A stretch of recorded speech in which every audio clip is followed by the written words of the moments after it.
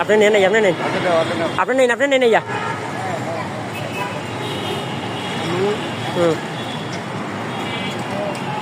ওনার জন্য ওটা বিরিয়ানি রাখেন ওনার জন্য বিরিয়ানি দেন দেন